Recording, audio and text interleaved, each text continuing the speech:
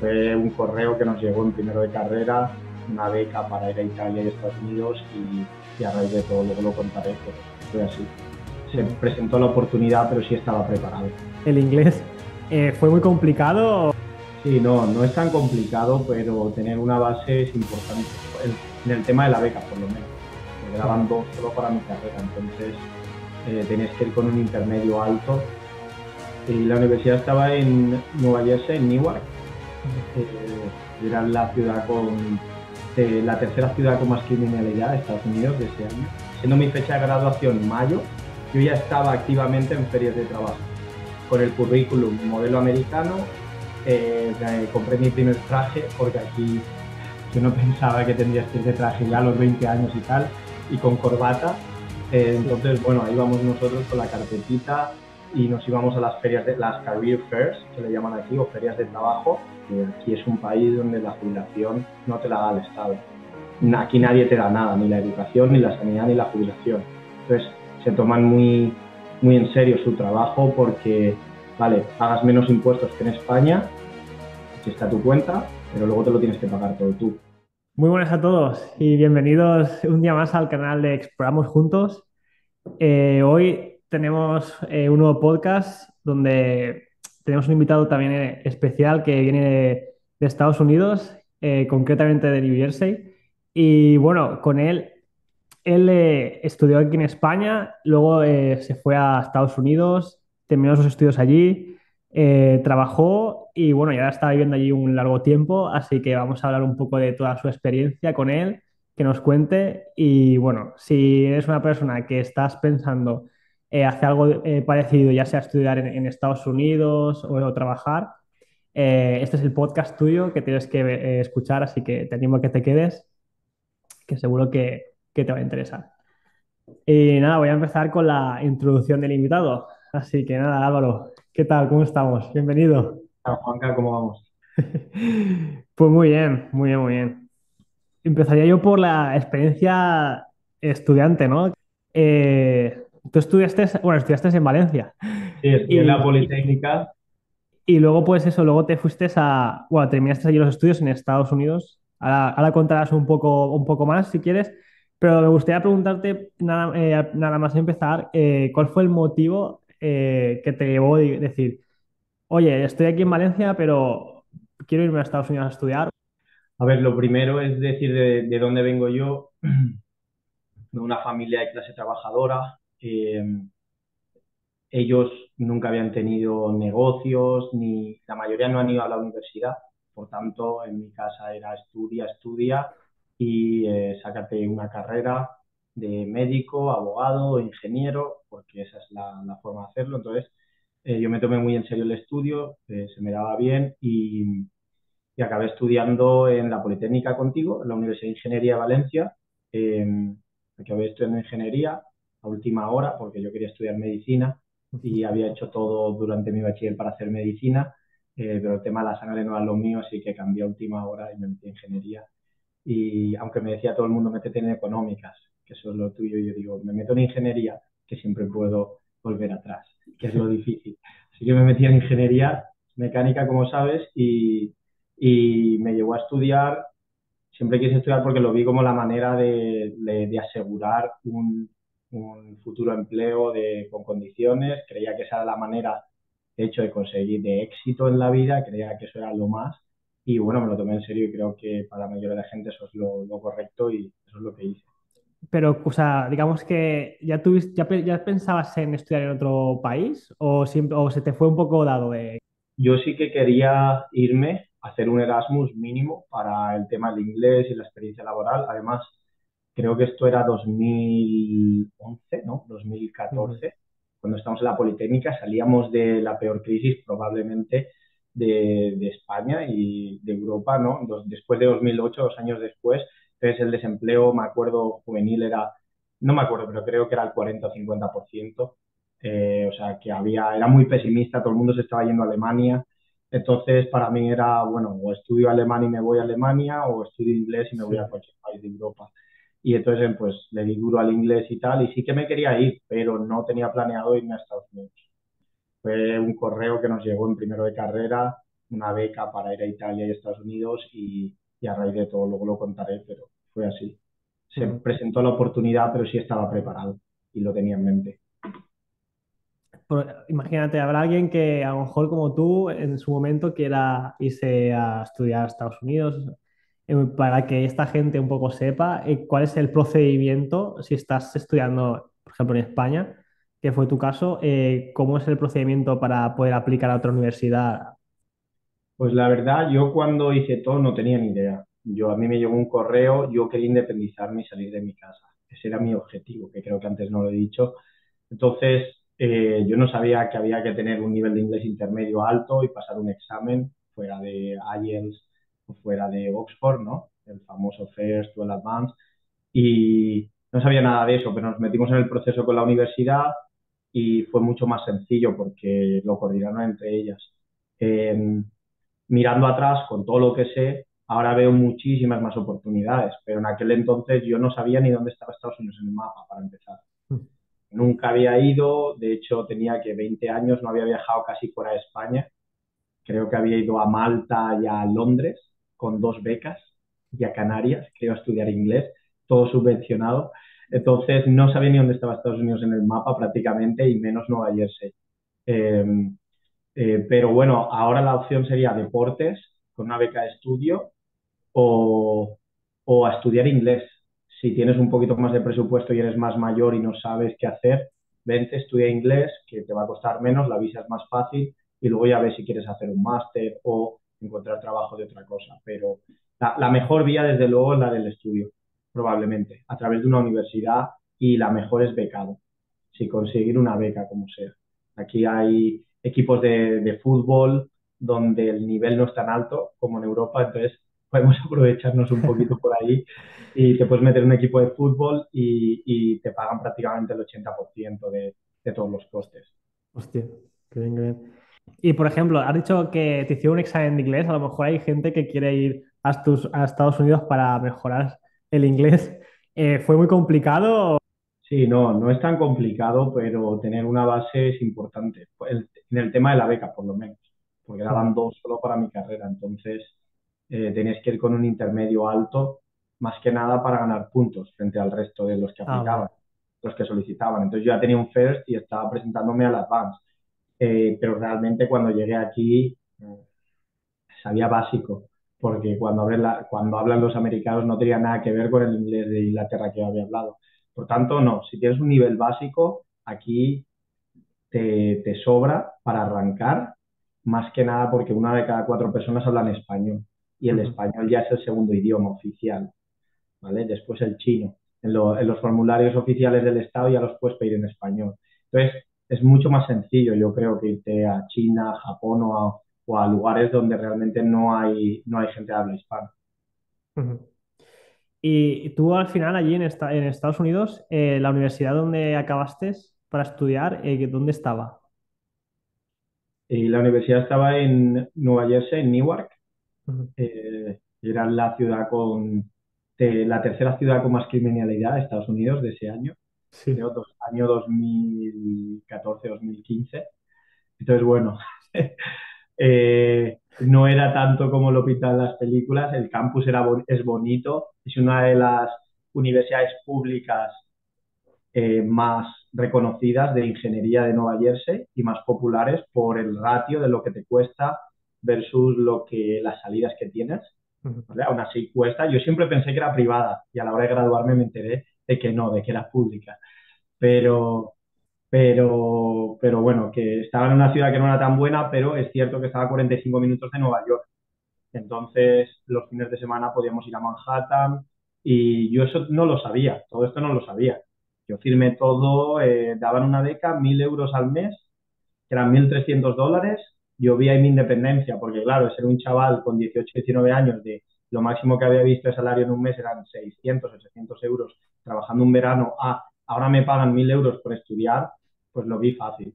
Pero Sí, luego sí. me di cuenta aquí que el coste era bajo Claro. por la ciudad en la que estábamos. Eso te iba a preguntar, con 1.300 euros prácticamente, o sea, ¿eso para qué te da en Estados Unidos? No te dará para mucho. Depende. 1.000 euros en 2015, ¿vale? Yo llegué aquí en agosto 2014, perdón. Ujú. Me graduaba en mayo 2015. En esos 10 meses nos daban 1.000 euros al mes, que el equivalente en aquel entonces eran 1.300 dólares. Ahora es Mm. mucho menos, serían 1.100, yo creo, ¿vale? Entonces, esos 1.300 dólares daban para una habitación de 350 en tres habitaciones, una casa de 4 habitaciones, de hecho. Eh, Daban para comer, nos costaba esos 200, 250 al mes, comida básica, o sea, ShopRite o Walmart, y comprábamos mi compañero y yo y lo dividíamos entre dos todo, la leche, la pasta, los cereales, comíamos como estudiantes, te daba para los servicios de tren, para ir a Nueva York, 100 dólares al mes, y para material escolar y poquito más, internet, teléfono y poco más. ¿Y qué aspectos destacarías de la Universidad de Estados Unidos frente a la española? ¿Te encontraste cosas que te sorprendieron y que dicen, guau, esto ojalá estuviera en España? Pues tío, la verdad es que veníamos con miedo pensando que sería súper difícil, que llevábamos creo que 1 año y medio de asignaturas en un año concentrado para que nos convalidaran las asignaturas de esa universidad y la de España. Y, y para mi sorpresa, o sea, fue más fácil de lo que parecía. De hecho, las clases no nos gustaban mucho por eso, porque veníamos de la Politécnica de Valencia a hacer prácticas con motores de avión, de un nivel elitista, un nivel muy alto, Sí. por lo menos en ingeniería y en ciencias. Y aquí era ingeniería industrial, no mecánica, pero pensamos que industrial era más. Resulta que aquí ingeniería industrial era menos técnica, está más orientada a la logística y nos gustaba menos, la verdad.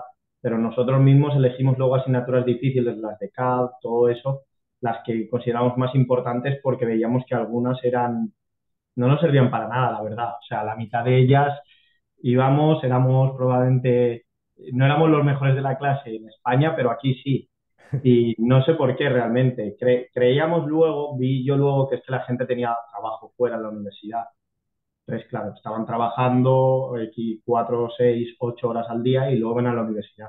Entonces, no se tomaban tan en serio cada asignatura y cada examen como nosotros. Nosotros Ujú. eso era lo único que teníamos que hacer. Entonces, eh, fue un choque grande, pero bueno, mejor para nosotros. Los fines de semana no teníamos que estar estudiando tanto como en la Politécnica de Valencia hasta las 12 de la noche en la biblioteca.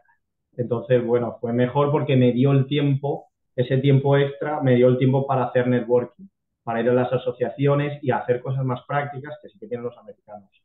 Entonces, ahí sí que fue donde luego me metí en varias asociaciones donde me expuse a empresas y habían oportunidades de trabajo. Entonces, realmente yo no me centré en sacar la mejor nota, sino en estar en esos lugares. Ujú. Esa persona que ahora esté pensando, como tú en su momento, de irse a estudiar a Estados Unidos, ¿qué consejo les darías o qué les dirías? O sea, ahora teniendo tú la experiencia y las vivencias que has tenido.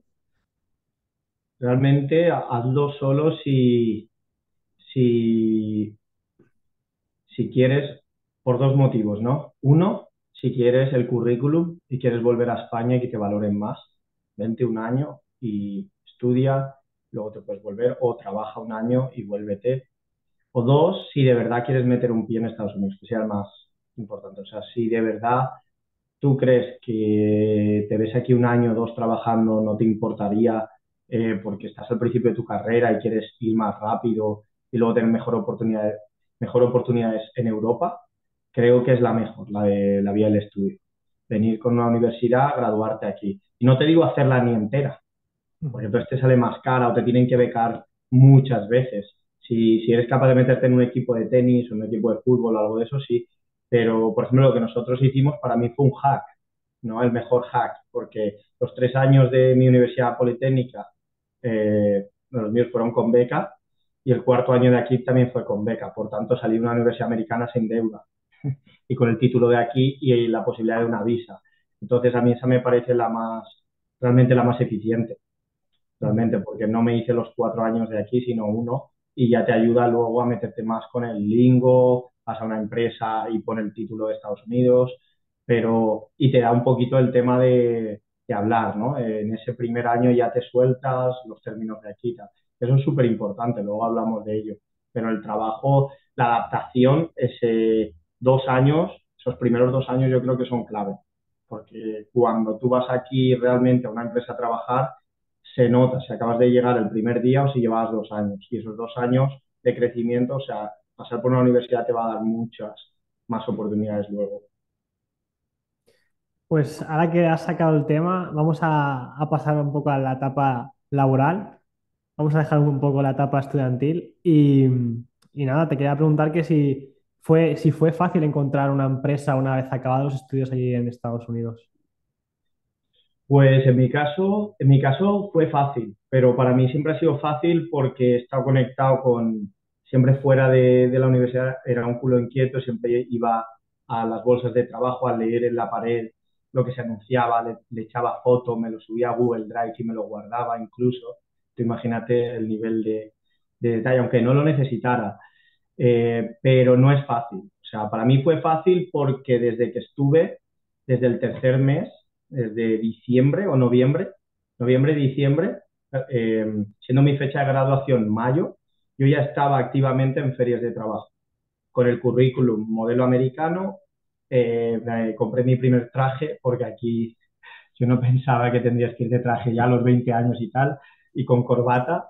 Sí, sí. Entonces, bueno, ahí vamos nosotros con la carpetita y nos íbamos a las ferias, de las career fairs, que le llaman aquí, o ferias de trabajo, y hacen dos, mi universidad hacía dos. Entonces fui a las dos y aparte de eso íbamos dentro de la sociedad de ingenieros hispanos, que me metí la de ingenieros industriales.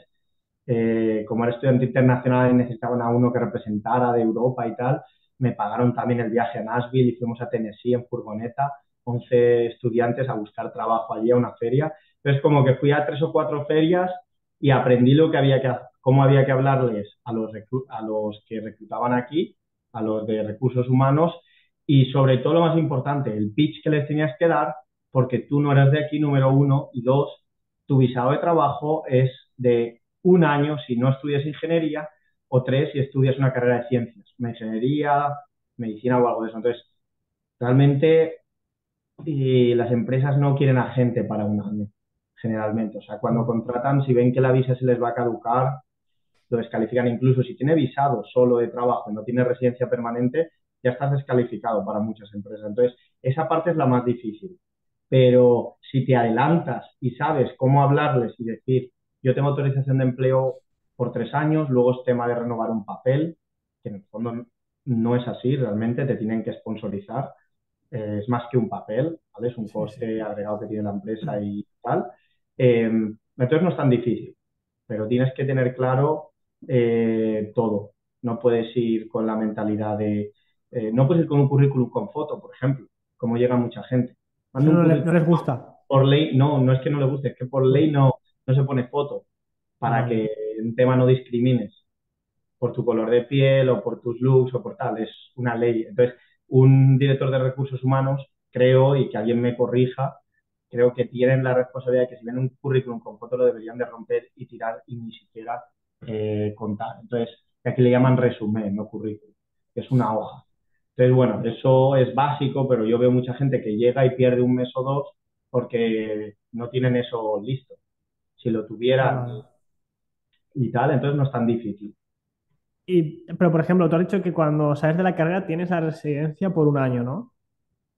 No, no, no es residencia para nada. Residencia permanente o green card, eso es otra cosa. Eso es O sea, otra, tienes como un visado otra de un lista. año para Tienes un trabajar. visado temporal, el visado es F1 de estudiante y tienes lo que le llaman un OPT, ¿vale? Que es como unas prácticas o Optional Practical Training, que es como unas prácticas opcionales, ¿no? Ujú. Prácticas, nada, realmente es un visado un año que puede ser para prácticas o para un trabajo a tiempo completo, serio. Entonces tú tienes que aprovechar eso. Pero, por ejemplo, tú empiezas con una empresa y luego al trabajar con ellos no te lo pueden prorrogar o ampliar ese periodo. Sí, Porque, sí, sí, sí, algunas empresas sí, pero otras no. Y te tienen que querer para empezar. claro, O sea, si te quieren, sí entiendo si que eres sí que lo buen harían. trabajador, sí, pero no solo sirve eso. Te tienen que querer y luego hay muchos tipos de empresas, hay muchos tipos de visados. pero el visado de trabajador especialista para los ingenieros que se gradúan de aquí es una lotería. Aunque la empresa pague por ti y te apliquen, se lo daban a 1 de cada 4 cuando yo apliqué. Ahora estamos hablando que a 1 de cada 10. Es decir, tus posibilidades ya casi son nulas en 2024 por la afluencia de estudiantes que están viniendo. Entonces ya tendrías que buscar otro tipo de empresa que sea europea y te haga otro tipo de visado que se llama L1, te mandan a Europa, trabajas un año y te vuelven a mandar a Estados Unidos, Vale, ¿vale? vale. O directamente una green card, una residencia permanente. Si la empresa es una empresa grande, una multinacional y eres buen trabajador, te lo pueden hacer, pero en pocos casos lo van a hacer con menos de un año de experiencia dentro de la empresa. Por tanto, la estrategia es clave de cómo te vas a vender y lo que vas a hacer. Yo he visto a mucha gente que quería quedarse y se tenían que ir y la empresa los tenía que dejar ir. Estaban legalmente con la empresa, pero ya al cabo de un año o de 3, si no han pasado a la siguiente visa, ya les tocaba irse. Y que pasen a la siguiente visa dependen de si la empresa los quiere, ¿no? Correcto. Principalmente. Los quiere y si pueden. Y si pueden y les sale. O sea, ¿por qué tema no podrían dar más si quisieran quedarse con el trabajador?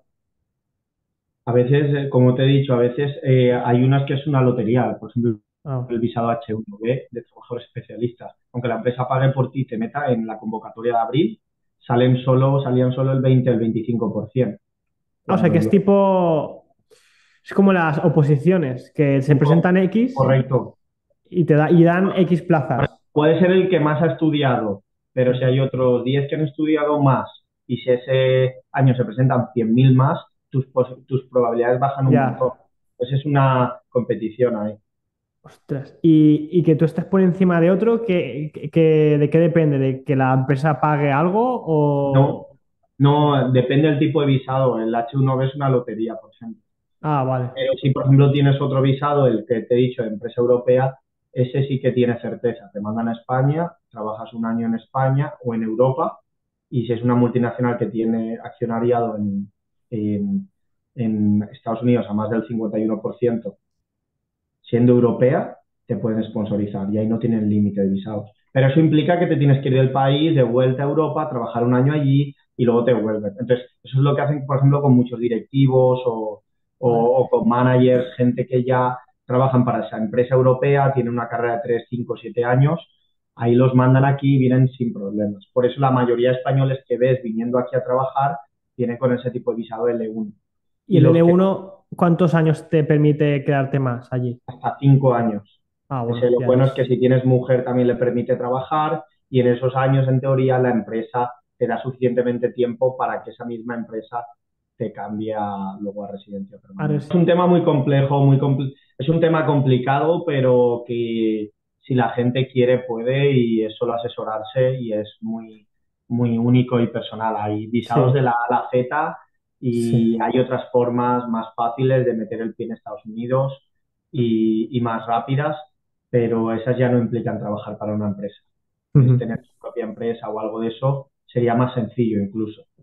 Porque recuerda que este país quiere traer a gente que traiga empresas, pero para darte el visado de trabajo que le vas a quitar el trabajo a un americano o a alguien local de aquí, las empresas tienen que demostrarlo, tienen que hacer mucho Ya. más trabajo y el coste es más alto. Ujú. Y desde tu punto de vista, ¿qué dificultades puede encontrarse alguien que no sea americano a trabajar allí en Estados Unidos, en una empresa de allí? Dificultades, pues realmente para mí todo, como no había trabajado en España en el mundo corporativo, había tenido trabajos de joven, de los 13 a los 20 años había trabajado siempre legal o ilegalmente en el trabajo, en el negocio familiar, en un bar, pues realmente yo no conocía lo que era el trabajo en una empresa aquí. O sea, no conozco el trabajo como es en España en empresas. Lo conozco por amigos, familiares y demás. Lo que te digo es que aquí el reto más grande es el idioma, la barrera cultural, el encajar o no, pero realmente las cosas van rápidas. Entonces, la verdad, valoran mucho la gente que trabaja y no, nos valoran bastante bien a los europeos en general. O sea, que a mí me trataron muy bien en mi primera empresa. Fue duro el tema del idioma, porque es una empresa de construcción, hablas con instaladores, están trabajando en un túnel por la noche y te piden algo, y hay un lingo muy específico, entonces hay cosas que a veces te pierdes, pero una vez ya pasan los 2 años y ya te has soltado, se te hace más fácil. Más grande sería la que es muy impersonal, ¿no? Aquí los americanos van a trabajar y no hacen amigos. Por lo menos en mi primera empresa americana que estuve 3 años. Ah, o sea, ok. Pero, por ejemplo, ¿ellos son conscientes de que tú vienes de fuera y te echan, digamos, una mano lo que en el idioma? ¿O pasan un poco y dicen, oye, pues, adáptate? Eh, sí, son buena gente, te ayudan, o sea, lo tienen en cuenta y tal, pero a la hora del trabajo, de hacer tu trabajo, no les va a importar si lo has entendido o no. Tú tienes que decir que sí y luego resuélvelo, hazla Sí, bien. Para sí, mí sí. fue así. Por lo menos fue en una empresa pequeña, pero no creo que una empresa grande fuera muy distinto. ¿Sabes? Al final es, bueno, vale, el idioma, pero una vez ya saben que entiendes y puedes escribir y leer, no importa realmente, no les Ujú. importa. Y luego el tema, es como el, digamos, el espíritu trabajador de Estados Unidos. O sea, ¿qué diferencias hay entre trabajar en Estados Unidos y España, ¿no? Allí, Depende mucho del trabajo y de la empresa. Eh, realmente yo ahí no, no creo que en España seamos peores trabajadores para nada, en absoluto. Eh, sí que es verdad que el americano vive más para trabajar, se toma su trabajo muy en serio. Al final recuerda que aquí es un país donde la jubilación no te la da el Estado. Aquí nadie te da nada, ni la educación, ni la sanidad, ni la jubilación. Entonces se toman muy en serio su trabajo porque, vale, pagas menos impuestos que en España, aquí está tu cuenta, pero luego te lo tienes que pagar todo tú.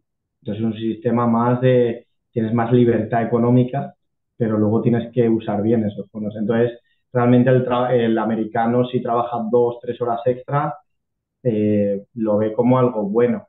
O sea, él lo está haciendo por él siente que lo tiene que hacer y, y no se siente víctima en ese sentido, ¿sabes? Es como, está muy dicho en la cultura americana.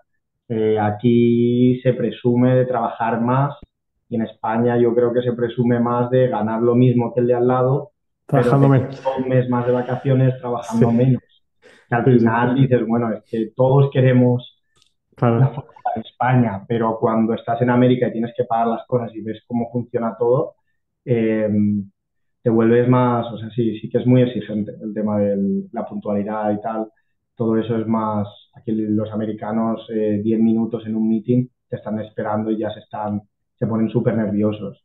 Y yo he trabajado para empresas españolas y, y bueno, 5 10 15 minutos se entienden, se deja pasar y ya está. Pero bueno, yo tengo compañeros en España que trabajan a veces más horas que aquí. Ya Pues también, sí, que sí. depende de la empresa, depende de la industria. Y es verdad que allí hay menos vacaciones que en España, porque yo, por ejemplo, he conocido a alguna persona que trabaja allí y yo le decía, yo tengo un mes de vacaciones aquí en España y ellos me decían, ¿cómo? O sea, ¿tenéis bastante menos vacaciones que eso? No, claro, aquí se tiene mucho menos. Aquí creo que el estándar, lo normal aquí, en empresa americana, creo que son 15 días, ¿vale? Yo de 2015 a 2018 estuve en una empresa que tenía 10 días, porque era una empresa más familiar, más pequeña, éramos Joder. 30 trabajadores y 40 instaladores, éramos un subcontratista para la ciudad de Nueva York. Y claro, al final es una empresa más pequeña donde si uno falta, se nota, no es una multinacional. Entonces ahí teníamos 10 días de vacaciones. Y bueno, yo lo acepté. Yo en mi primer trabajo me vino y lo acepté, pero luego me di cuenta de que era muy poco, sobre todo para poder ir a España, porque ya perdías un día de ida y uno de vuelta. Claro. Eh, entonces, 15 días, 20, ahora ya se ve más 18, 20. Si trabajas para una empresa europea, se puede llegar al mes incluso, u otras empresas están diciendo ilimitado. Yo no he probado esa, pero tengo amigos que tienen ilimitado, es decir, que lo piden y si el jefe quiere los aprueba. Pero vamos, que al final ese ilimitado quiere decir que igual se van, pero están haciendo 13 horas el Ya día de otro antes. día. Entonces, o respondiendo emails el día que están off. Entonces, no sé hasta qué punto al final Sí. ¿sabes? Pero el mes de vacaciones de España no es nada común, la mitad. Pero ¿tú crees que esos días de diferencia que hay respecto a los de España se compensan o es porque es cultura americana de tener menos días? Creo que se compensan, como te digo, como no trabajo en una empresa española en el mundo corporativo, no lo sé bien, pero se compensan porque aquí las vacaciones sí que son prácticos y si hay un puente un martes, lo mueven el lunes. Mm. Y si hay un puente, hay un festivo un miércoles, lo mueven al viernes. Entonces lo organizan todo muy así. Entonces la gente se pilla fines de semana largos, por así decirlo, donde después por la tarde se van, se pillan off el viernes y se van hasta el domingo, ¿sabes? Ujú. Entonces, creo que sí, se compensa pero vamos, ya te digo, no lo sé. En ese aspecto no lo sé. Y Yo lo na- veo de fuera y creo que es suficiente. Ahora que estoy aquí, vale, vale. me toca más. Yo es que yo Creo que cuanto más vacaciones me den, mejor. Pero bueno, sí, también supongo que habrá que ver, también habrá que trabajar allí también porque a lo mejor también tiene sus ventajas y te acostumbras al final también. Y yendo un poco más profundo, o sea, toda esta experiencia, sobre todo en el mundo, en el ambiente laboral, ¿en qué crees que te ha influido para tu crecimiento personal? A ver, a mí Estados Unidos yo le debo mucho porque al final me gradué aquí, tuve la oportunidad de empezar mi primer trabajo aquí y entonces le debo mucho al sistema americano y no me quejo tanto como cuando llegué. Cuando llegué solo veía las desventajas. Mi tercer mes te querías ir de la universidad porque no era lo que tú esperabas. El tiempo aquí creo que fue el invierno más frío de la última década. Justo mi primer invierno, creo que hubo nieve hasta mayo, o sea, un metro de nieve en mayo. Yo no había visto nieve en Valencia prácticamente nunca. Eh, pero al final le debo mucho aquí porque me permitió avanzar rápido. Es decir, yo estaba en mi primer año de carrera aquí, o sea, estaba en mi primer año de trabajo aquí con 22 años y mis amigos en España creo que estaban empezando a trabajar en prácticas o haciendo un máster porque era lo que tocaba. Si no hacías un máster no eras nadie allí Ujú. porque si tenían que elegir a uno de los dos candidatos iban a elegir al que tenía máster y no al que no, o le iban a pagar un poco menos. Como que el tema de la titulitis estaba más metida y si no tenías esto era tu DNI, ¿no? Era tu carnet para entrar. Entonces aquí no, aquí yo vi que era mucho más liberal todo. Incluso querías trabajar en economía pero sin ingeniero, veías un banco que te contrataba. El trabajo se mueve tanto, es tan diferente que te acostumbras y te gusta, porque claro, ves cómo poquito a poco vas subiendo, vas ganando más y ves cómo la gente se rota mucho de empresa y hay mucha oportunidad. Entonces, claro, cuando ves tanta oportunidad, eh, te, te atrapa un poquito el sistema, ¿no? Te Mm. atrapa en el sentido de que, joder, ¿qué voy a hacer yo en España en aquel entonces ganando 1.800 euros, 1.500 euros de ingeniero, cuando aquí estaban cobrando, arrancando con 50, 60, 70.000 dólares al año? Después viene la otra, el vaso de agua fría, es que aquí cuando empiezas te crees que eso es mucho y al final era el equivalente en Valencia 3 veces menos. Entonces, el que ganaba en Valencia 20.000, aquí necesita 60.000 arrancando, ¿eh? Estoy hablando de salarios de junior, ¿no? Cuando Mm. estás saliendo la carrera. Pero claro, para mí lo vi así y yo no tenía nada que ganar, nada que perder aquí, o sea, no tenía nada, entonces al final me quedé por eso, porque veías que los salarios eran mucho más altos ya los de entrada y decía, bueno, aunque viva mal como un estudiante 2 años más o 3 años más, me va a servir luego, tanto para ahorrar más como para si me vuelvo a Europa ya tengo esta experiencia. Lo Claro. cierto es que no ahorras nada. Los primeros 2 años no ahorras nada, o sea, olvídate. Cuando tú estás arrancando aquí no vas a ahorrar porque un apartamento te vale caro, no tienes crédito, carnet de coche, Para empiezas que de... se hagan, para que se hagan una idea, ¿cuánto puede valer un apartamento así normal al mes? Porque claro, aquí seguro que hay gente que dirá, bueno, pues no sé lo normal que puede Vale, valer aquí, allí sí es hay, que es otro rollo. hay de todo. A mí no me gusta exagerar. como en las noticias, ¿vale? O sea, yo te doy el lado positivo. En Manhattan, ahora mismo, un apartamento, una habitación te vale $4.000, ¿vale? De media, 4.200. Ujú. Lo cierto es que no necesitas vivir en Manhattan, puedes vivir a una hora de Nueva York y beneficiarte de la oportunidad de estar en Nueva York, como el que vive en un pueblo a las afueras de Valencia. No es menos valenciano que el que vive en el centro de Valencia, Ujú. ¿vale? Puede ir 30 minutos en coche, lo que sea, y puede trabajar en el centro de Valencia. Entonces, a las afueras, ¿vale? A 30 minutos, tanto si te vas a Queens, o al otro lado del río, a Nueva Jersey, o a Connecticut, al norte, o a Brooklyn, no vas a pagar menos de $2.000 al mes por un apartamento o una habitación, pero es que eso en aquel entonces. Para un apartamento o una habitación probablemente te vale más dependiendo de qué lugar. En New Jersey igual te vale 2.000, pero en Brooklyn o Queens ya te vale 3.000, ¿vale? Algo Ujú. decente. Pero bueno, yo compartía habitación, entonces al final yo vivía a 25 minutos de Manhattan con metro directo en un dos habitaciones y no llegué a pagar nunca más de $1.200 porque compartía.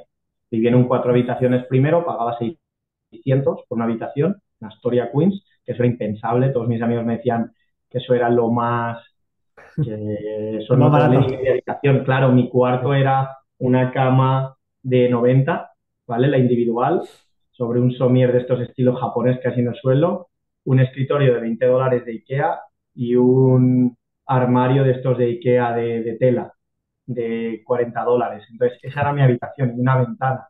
Sí, sí. Realmente mi cuarto no tenía nada, era una cama, el escritorio, la silla y eso, era muy, muy pequeño. Probablemente eran 3 metros por metro y medio, Sí, sí. literalmente, ¿sabes? O 4 metros por 2, algo así, 8 metros cuadrados. Pero por eso pagaba 600, luego pagué eso, 1.000, 1.200 por una habitación y eso hoy en día pueden ser 1.500, 2.000, solo ya Ujú. por la habitación esa misma. Buah.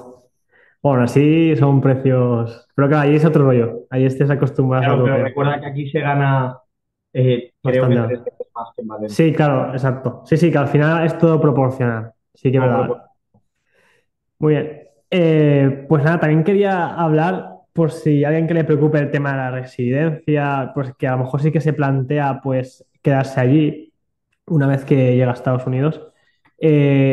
¿Cuál es el proceso que normalmente la gente sigue una vez pisa allí hasta poder conseguir la residencia permanente, que entiendo que es a lo que aspira la gente que se quiere quedar en Estados Unidos? ¿Cuál suele ser el proceso que la gente sigue para conseguirla? Bueno, tienes, así para los españoles, tienes tres opciones. A través de empleo, a través de matrimonio o a través de la lotería. Hay una, hay una lotería para aquellos países que no tienen eh, habitantes, no tienen mucha presencia en Estados Unidos, como el Mm. caso de España. Somos muchos, pero aún así nos consideran como un porcentaje bajo, una nacionalidad que somos pocos en el país. Entonces nos dan la opción porque ellos quieren mantener eh, un, un poquito de cada país dentro de Estados Unidos, ¿vale? Pero, por ejemplo, países ya más grandes que tienen mucha presencia aquí, como India o China, no existe la lotería para Mm. ellos, la residencia permanente, porque ya viene mucha gente a estudiar de China y de India y ya tienen un número mínimo que Estados Unidos considera que quieren tener. Entonces, yo tengo amigos que les ha tocado en la lotería, Joder. justo los que menos lo buscaban y se han acabado viniendo porque la tenían. Eh, la de empresa, ¿vale? La de mucha gente que viene con multinacionales, tanto americanas o España, y para las empresas es un coste administrativo, ¿vale? Si son gente que van a estar 3 4 5 7 años con esa empresa, Mm. la empresa no tiene problemas en hacerlo porque necesitan a esos trabajadores, ¿vale? Mm. La otra, la vía del matrimonio, que es la más rápida, ¿no? Si tienes una mujer americana o en el caso de ser una chica, un hombre que sea americano, creo que lo puedes tener en 6 12 meses, todo el proceso. Te has encontrado, bueno, supongo que te vas a encontrar a casos de que se casen a posta, ¿no? Entiendo. Claro, claro, claro. Al final piensa que todo el mundo que todo el mundo aquí que se quiere quedar, al final todo el mundo busca algo mejor y sí, hay matrimonios de conveniencia y es como un negocio ahí un poquito negro, pero creo que existe en todos los países y bueno, ahí cada caso es distinto, ¿no? Pero a veces cuando ves a gente que lleva 10 15 años en este país sin papeles, pagando impuestos, trabajando y no tienen aún un estatus legal, también dices, hostia, tío, si esa gente que es trabajadora se les diera, ¿sabes? El filtro, claro, tienes que tener un filtro. Yo creo que Estados Unidos es uno de los países que tiene el mejor filtro al final. Son expertos en retener talento. Por eso el tema de los visados es tan difícil y todo. Pero cuando miras atrás, en el fondo lo hacen bien, ¿sabes? Porque así tampoco no se lo dan a cualquiera. Realmente tienes que estar comprometido y lleva años. Pero yo creo que merece la pena, ¿sabes? Que sea Claro. también difícil. Porque si fuera fácil, entonces todo el mundo lo tendría y, y nadie valoraría la oportunidad, ¿no? Al final. Y al final los americanos de aquí también tienen que sentirse que viene a trabajar. Y si no, Ujú. te tienes que ir. Entonces, bueno. Y luego hay otras opciones mucho más sencillas, ¿vale? No hace falta tener residencia permanente para estar en este país 20 años. Yo tengo amigos que tienen empresas y tienen un visado de inversionista E1, E2, ¿vale? Que eso se procesa en 3, 6, 12 meses máximo. Son autónomos en España y con un capital normal, medio, demostrando que tienen una actividad en España, les dan visados a él y a ellos y a la gente de sus empresas. O sea, si se traen 2 o 3 trabajadores, todos lo pueden tener y ese es renovable de por vida. Y entonces, claro, cuando ves todo eso dices, hostia, es que en el fondo el país piensa de... Cuando entiendes cómo el país piensa, entonces ya empiezas, todo te encaja, ¿no? Sí. Es que ellos quieren traer empresas, entonces es mucho más fácil venir como emprendedor, ¿vale? O temporal, que realmente trabajar para una empresa y tener todos los derechos que tiene un americano de aquí, ¿sabes? Es Mm. más sencillo realmente. O sea, que si hay alguno que tiene una empresa, lo tiene muchísimo más fácil. Que tiene una actividad económica demostrable en España, puede hacerlo muy rápido. ¿Qué diferencias encuentras respecto al autónomo emprendedor americano de allí al español? Pues bueno, para empezar, yo no he sido autónomo en España, pero mis padres lo han sido, tenían un bar y por lo que yo veo en los autónomos de España y escucho y he visto en mi familia, es probablemente lo más difícil que existe en el mundo laboral español. O sea, el autónomo en España que saca adelante una empresa es probablemente más emprendedor que el americano, partiendo de la base de que pagas aunque no ganes dinero, ¿vale? Pagas la cuota autónoma aunque no ganes dinero y aquí no hay cuota autónoma, ¿vale? Es cero. O sea, aunque tú factures o no factures, tú no pagas una cuota fija. Por eso, tú pagarás impuestos después de haber facturado y haber ganado dinero, pero hasta un cierto punto, hasta tus primeros $50.000 o 50.000 euros facturados en un año, prácticamente no se paga casi impuestos aquí, cuando tú estás arrancando una empresa, ¿vale? Entonces, lo hace mucho más ideal, ¿vale? Porque ahora la gente no tiene miedo, ¿no? A montar una empresa, te cuesta 24 horas, es un papel, ¿vale? Una LLC, que es el equivalente a la sociedad limitada en España, que le llaman la Limited Liability Company, ¿vale? Entonces, yo tengo una, ¿vale? Entonces, hablo desde la experiencia, es súper sencillo, mucho más fácil, por lo que he escuchado en España, te cuesta menos que en España arrancarla, pero es que luego tienes muchos más beneficios, o sea, apoyan más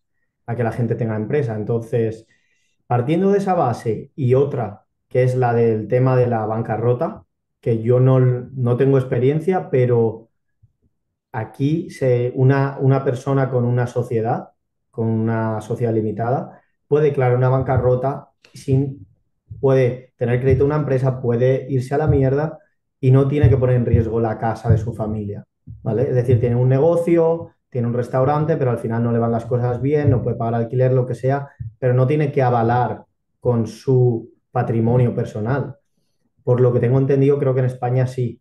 Ujú. ¿vale? Yo no lo he hecho personalmente, no sé cuál es el proceso administrativo, pero eso la gente no lo entiende, pero es algo muy importante, ¿vale? Y es que aquí entonces la gente se arriesga más, porque, joder, te están apoyando más. O sea, el sistema te apoya bastante más que en España, ¿vale? Porque si no ganas dinero, pero te pongo la mano para que me pagues, eso no es apoyar, ¿vale? Eso es al final, para mí, un poquito extorsionar, ¿no? Sí, Porque aprovechas. al final el que es emprendedor sabe que no vas a ganar negocio en un mes o tres, ¿vale? El que ha abierto un restaurante nuevo probablemente no ve un céntimo de beneficio hasta el cabo de 6, 12 meses, ¿verdad? Porque tienes muchos gastos que pagar.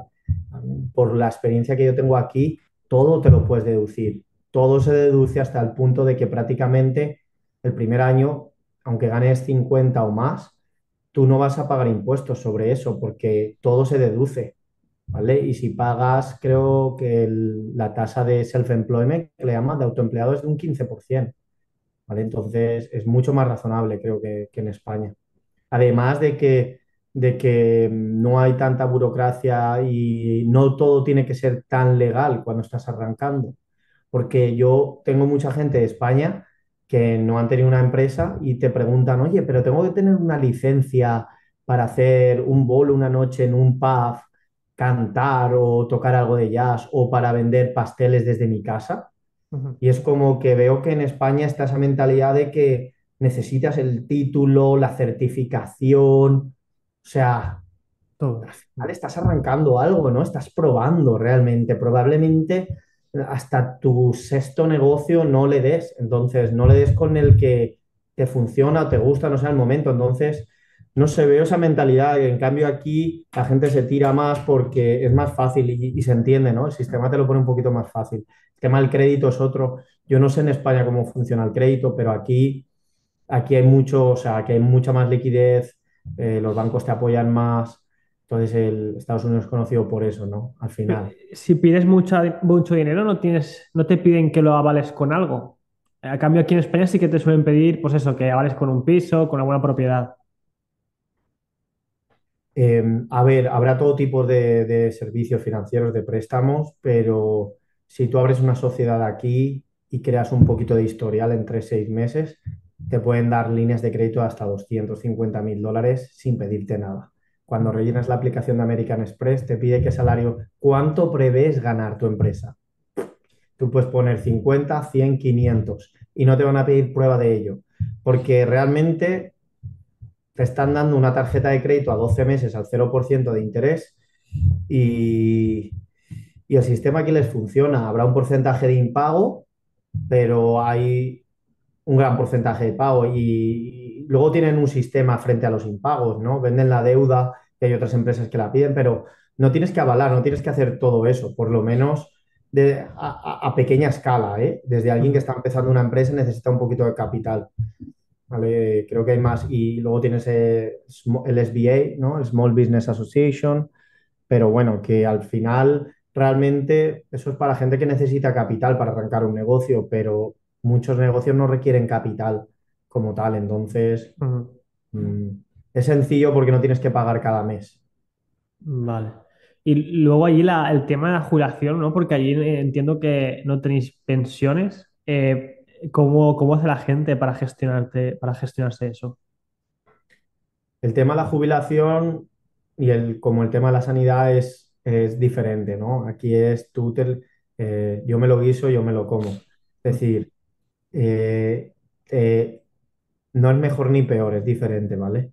A los europeos nos choca que aquí obviamente te pasan unas facturas médicas increíbles y que la jubilación sea mínima, la seguridad social. Aquí pagas seguridad social y al final, cuando la gente se jubila, creo que, no sé qué porcentaje es, pero probablemente les lleguen 1.000 dólares al mes, que no les llega ni no es ni el 20% de lo que necesitan. Ujú. Entonces te lo tienes que plantear tú como tienes que abrir un fondo un plan privado, plan de pensiones privado, pero está muy a la orden del día. Todos los chavales que empiezan trabajando aquí tienen lo que es el 401k, que le llaman el 401k, que es algo que impuso el gobierno aquí en los 70. Básicamente dijo, ahí, No, los trabajadores no se pueden morir de hambre. Tenéis que, las empresas, ofrecer un plan de pensiones donde la gente pueda poner dinero automático cada 2 semanas y eso se invierta en el mercado, en un fondo indexado o a renta fija, dependiendo de tu nivel de riesgo. Y al final todo el mundo lo tiene o lo ha tenido si trabajan para empresas y aparte de eso, el tema de la inversión está muy metido, el tema de real estate, el tema de invertir en bolsa. Yo veo aquí que la gente con 22, 23 años ya tiene una cuenta en el móvil, están comprando acciones. Entonces, hay una educación financiera, yo creo, más alta que la de Europa, pero es por eso, por la necesidad de que tienes que tenerlo. Porque como llegues a los 60 y no lo tengas, estás jodido. Entonces, eh, al final lo que dicen, hay un dicho en este país, ¿no? Que ser pobre te sale muy caro. Y es que no es eso, no es ser pobre, es no planificarlo. Que aquí te lo tienes que planificar. Aquí te pagan más, pero ahora tú tienes que sacar más de tu bolsillo y planificar todo eso. Allí en España te pagan mucho menos, ¿vale? El gobierno se queda mucho más, pagas más impuestos, pero todo te viene incluido en la cuenta. La sanidad es Ya, gratuita y la jubilación en teoría te llegará teórica. para cubrir el mínimo, que veremos si es verdad, si ese Sí, sistema funciona. sí. Lo veremos, sobre todo tú y yo. Y entonces, has dicho el tema de la sanidad. Ahora que bueno, supongo que habrás probado la sanidad de allí, ¿no? Porque si estás en una empresa, entiendo que la empresa te paga un seguro. Ahora me dices si es así. Y ¿tú te quedas con la sanidad americana o con la española? A ver, desde el punto de vista personal mío, como no he tenido incidentes grandes, em, tampoco puedo criticar mucho la americana, ¿vale? Siempre que he ido me han atendido muy rápido y he tenido un seguro médico. Pero si eres una persona que tiene una condición y tal, estarías mucho mejor en Europa, sobre todo en España. Por el hecho de que lo mismo, planificación. Aquí hay cero transparencia, ¿vale? Entonces, o te haces los deberes antes, o tienes que, o sabes lo que incluye tu póliza médica, o la mayoría de la gente no sabe ni lo que le incluye su póliza médica o no. Y mucha gente no tiene seguro porque vale caro, ¿vale? Un seguro puede costar unos 600 euros al mes. Lo que ocurre es que las empresas suelen pagar el 70, el 80%. Entonces tú acabas pagando unos 200 al mes, la empresa paga los otros 300, 350, 400, un seguro medio, ¿vale? Para una persona. En ese seguro puedes incluir también a tu familia. Si es mujer, a tu mujer e hijos, pagas un poquito más. Entonces, si trabajas para una empresa y tienes la suerte de tener un buen seguro, está bien, porque además funciona bastante bien. Tú quieres un... Ayer hice yo, por ejemplo, para mi revisión anual, ayer era sábado, ¿no? Pues me metí en una aplicación, ZocDoc, y pillé cita para el lunes a las 4 de la tarde, ¿vale? Y esa revisión anual es gratis, ¿vale? O tiene un copago de $20 máximo, creo, no lo recuerdo, ¿ves? Realmente no, cada seguro es diferente y la gente no lee la letra pequeña, pero si tienes un seguro estás bien porque te cubren casi todo. Ahora, el problema es la gente que no tiene un seguro. La gente que no tiene un seguro y ya tiene una edad debería de tenerlo, ¿vale? Entonces, también hay formas que la gente no sabe, que en Europa criticamos mucho y tal, pero, por ejemplo, los estados santuario, le llaman los estados santuario, Sanctuary States, Nueva York, Nueva Jersey, ofrecen servicios de seguros para gente que no tiene ingresos y yo lo he visto y funcionan, es decir, te atienden, ¿vale? Pero de nuevo, te tienes que registrar, ir a la web del Estado, demostrarlo, pedirlo y demás. Entonces, bueno, es eso.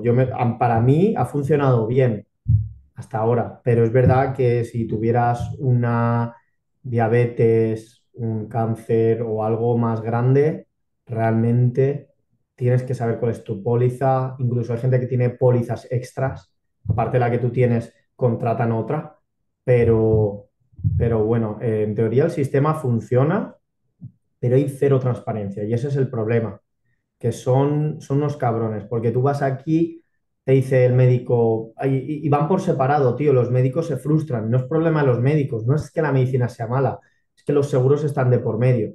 Entonces, al final, los médicos, creo, me da la sensación que están comprados por las aseguradoras.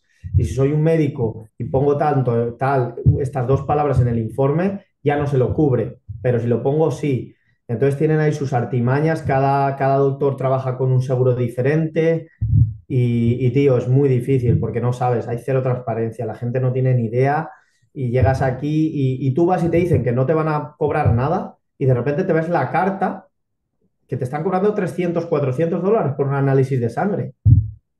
Y tú vas como tonto y la pagas. Y llamas al doctor y te dice, no, es que eso es la diferencia entre lo que era, el coste real era 1000 y tu seguro cubría 600, estos son los 400 que tendrías que pagar. Por ejemplo, ¿vale? Estoy lanzando números al azar. Pero realmente, si yo como doctor no te mando una factura de 400, tú no me la tienes que pagar. Entonces, no hagas caso a esa factura y te toca llamar al seguro, pelearlo, entender por qué y, tío, nadie entiende por qué. Yo hasta el día de hoy, ya te digo, me da mucha pereza, pero le digo a todo el mundo, cuando te llegue una factura, llama, peléala y cágate en la madre de todos.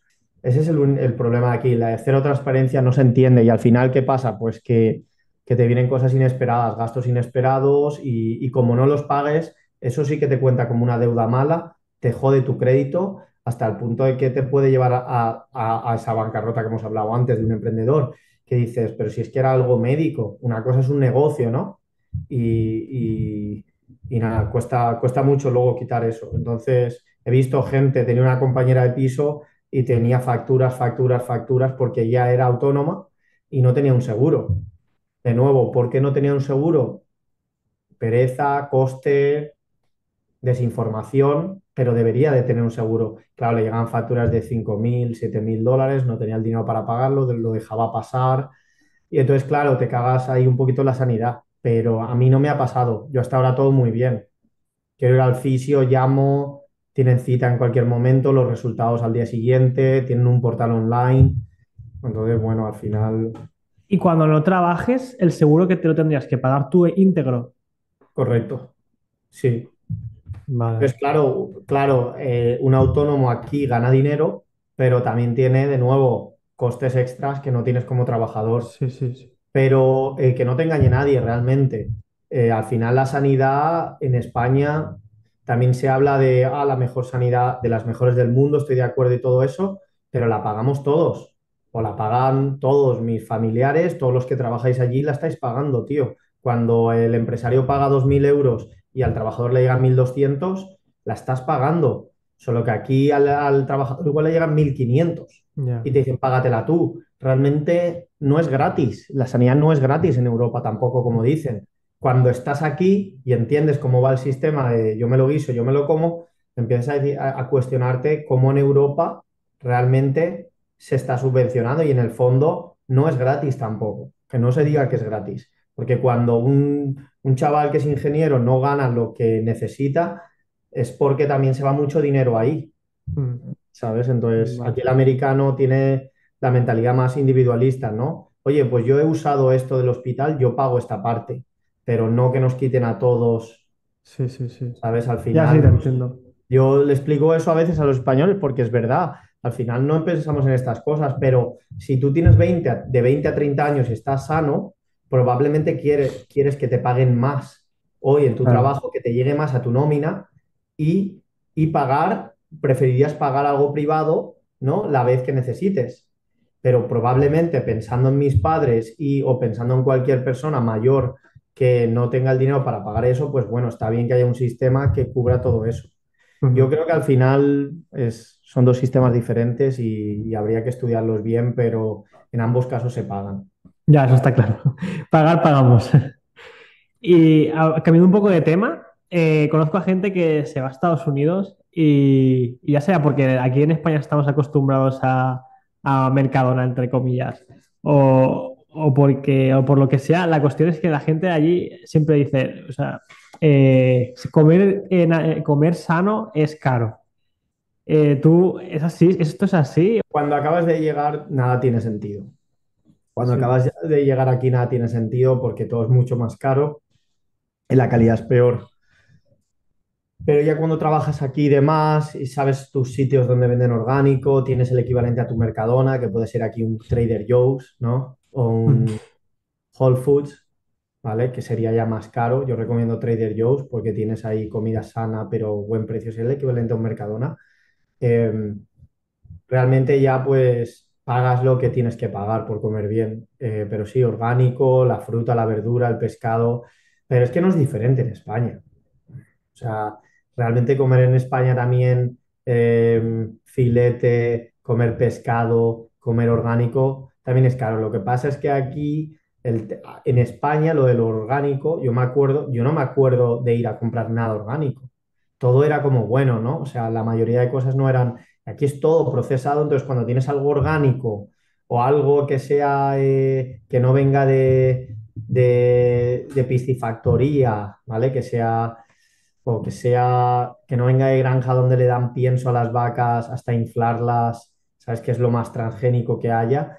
Pues claro, eso destaca y eso tiene un precio más alto, pero en España creo que también, cada vez pasa más. O sea que realmente sí, es cara la comida, es 3 veces más, pero como España, realmente. Adaptado al nivel económico del país, ¿no? No sería mucho más. Sí, sí, sí, sí. Lo que te sale más caro es salir. Aun comiendo sano y orgánico, te sigue más te sigue saliendo más caro salir fuera, ¿no? Vale, Y al entonces, final lo mismo que en España.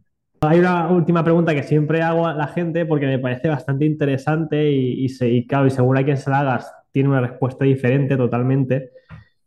Y bueno, ¿qué es para ti la felicidad y qué haces en tu día a día para conseguirla?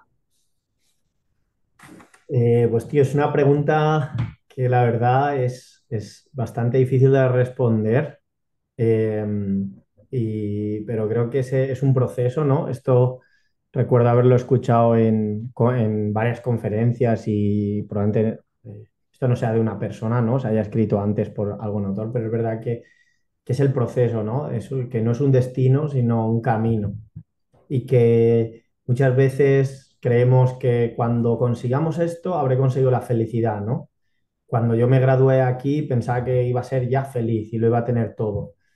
O cuando te compres esa primera casa con tu chica, crees que vas a ser, ahora sí que vas a ser feliz. O cuando tengas el coche de tus sueños, no sé, un Mercedes, un BMW o un coche de alta gama, crees que vas a ser feliz.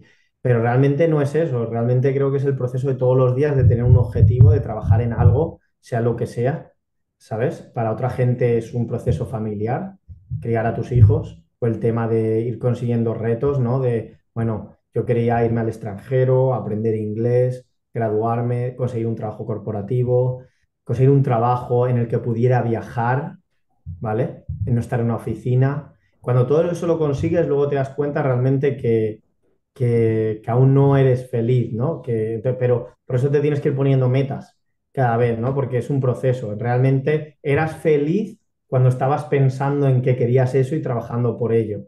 Entonces, creo que lo más importante es eso, que es el proceso y no es un destino, no es algo que llegas y dices soy feliz, sino el todos los días levantarte y decir, hostia, ahora me voy a poner este objetivo, hostia, he conocido a esta persona que me ha abierto la mente y yo no había pensado en hacer esto, o mira, eso es la felicidad realmente, el proceso, el tema de tener fe, ¿no? De que te has puesto un objetivo de algo, quieres algo y trabajas por ello. Y eso yo creo que lo ves cuando miras hacia atrás siempre. A veces no somos conscientes de que ya somos felices ¿sabes? Somos felices y cuando tienes eso no te ha cambiado nada.